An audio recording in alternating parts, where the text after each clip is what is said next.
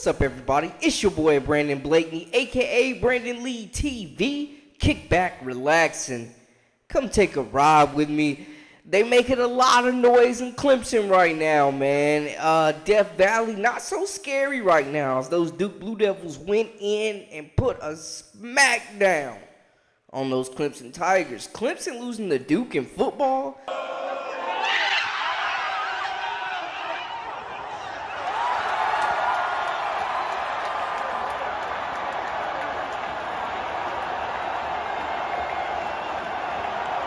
At home, ranked in the top 10, losing 28-7, being held to 7 points. They're calling for Dabo's head. Is he falling behind the times?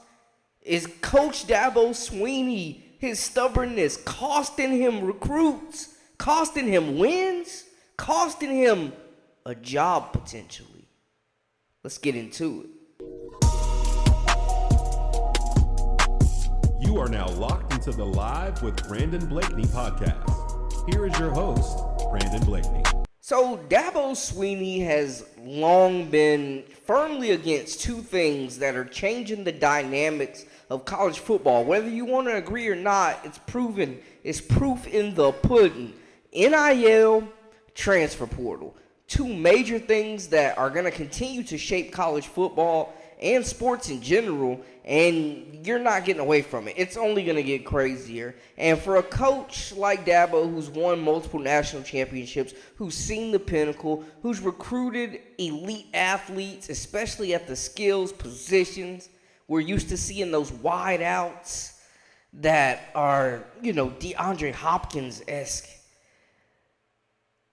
T. Higgins, Justin Ross, these guys that have come through and been game changers. We've seen the Deshaun Watsons, the Trevor Lawrences, and they're not getting those type of players right now, especially at the skills positions.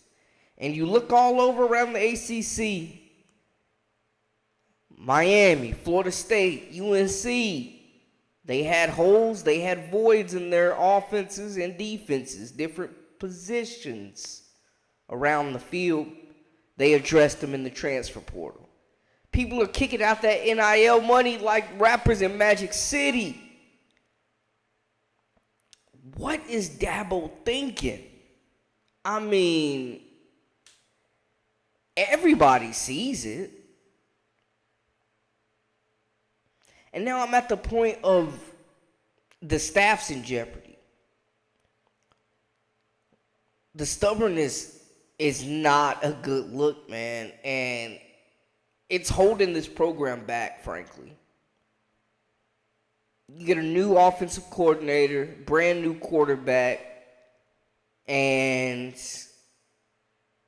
you put up 7 points, 2 fumbles inside the 10 in the red zone, 2 red zone fumbles.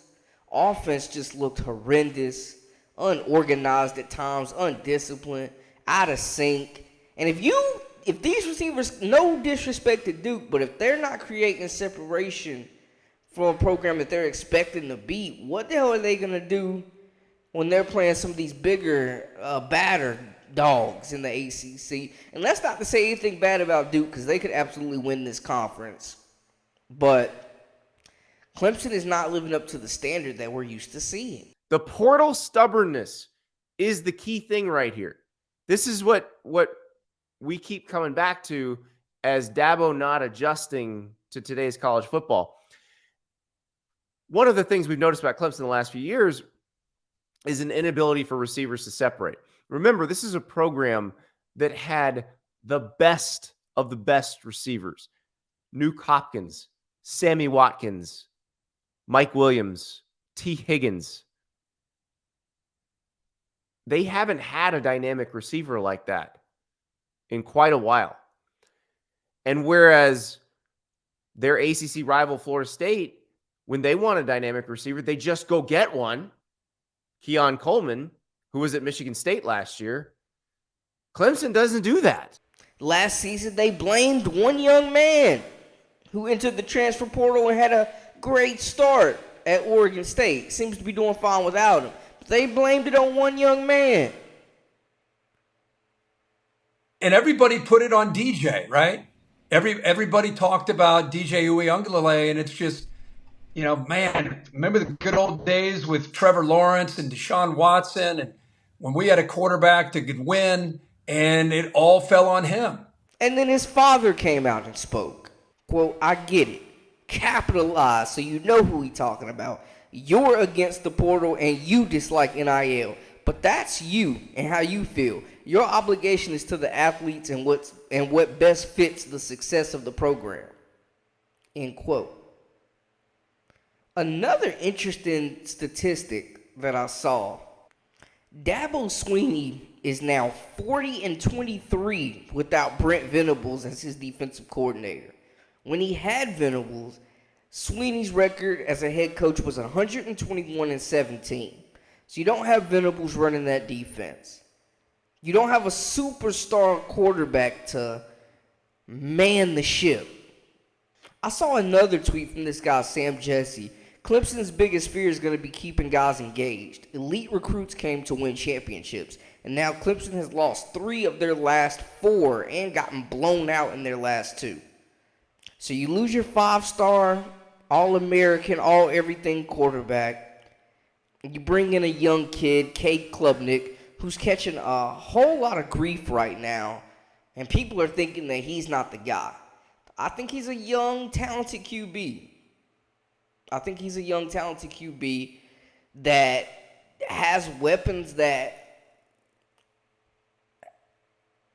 are lacking the ability to create separation, basically. That's where we're at with it. They don't have those elite wide receiver recruits. We haven't seen a T. Higgins walk through there in a while. We haven't seen a Sammy Watkins walk through there in a while.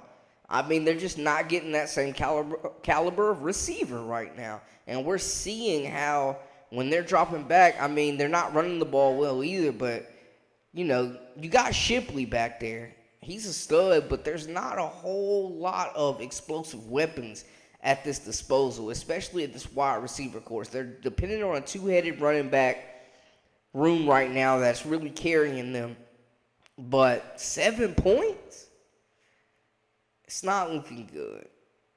And then, there's a lot of expectations with Garrett Riley coming in, the younger brother of Lincoln Riley, who was at Texas Christian, TCU, as their offensive coordinator, where they had a top 15 offense and scoring offense every year he was there. So we're thinking, hey, we got Riley, we got Klubnik, like everything is solved. It's not that easy. They bring this guy in after game 1, he looks miserable. The team looks miserable. And they're getting left behind, man. And Dabo's kind of always been that way, it feels like, with the program, man. Like, there's nothing wrong with, having religion, but when you're forcing it on people and, you choose to base your program on it, fine. But there's certain, his style isn't going to relate with certain demographics and certain athletes and certain people. And we're seeing them get killed in the recruiting. They're not bringing in top classes like that. You know what I'm saying? Number 1, number 2 overall classes. We haven't really seen that from Clemson. They're still getting 5-star kids. They're still getting high caliber kids. Let's not get it wrong. This roster is still ultra talented. But they're not getting those superstar receivers we're used to seeing that could help a Trevor Lawrence or Deshaun Watson and help a young Klubnik, a young quarterback who's just trying to establish himself in this gauntlet, man. But they ain't won a natty since 2018. Fans is getting hungry in Death Valley, man. You got to feed them something. And a Duke L is not quenching anybody's appetite. But straight up, man, they fall out this season and have another bad year after that. Dabo might be gone. It's a coaching carousel. And people are not going to take too much losing going on. Y'all have established this standard. Now it's championship or bust. And when you're getting blown out, when you're getting your doors blown off by an ACC basketball school, they ain't look like it. Like when you're getting your doors blown off by Duke in football, that's not the precedent you want to start the season with, man. Dabo is falling behind. He's stuck in the times. He's stuck in his ways. He's being stubborn. and it's costing them, and people are calling them out about it, man. Anyways, y'all let me know how y'all feel in the comment. Make sure to hit that subscribe button for all the latest and the greatest. And holler at your boy, man. I am Brandon Blakeney, a.k.a. Brandon Lee TV. This is Live with Brandon Blakeney. Until next time, hey, we out.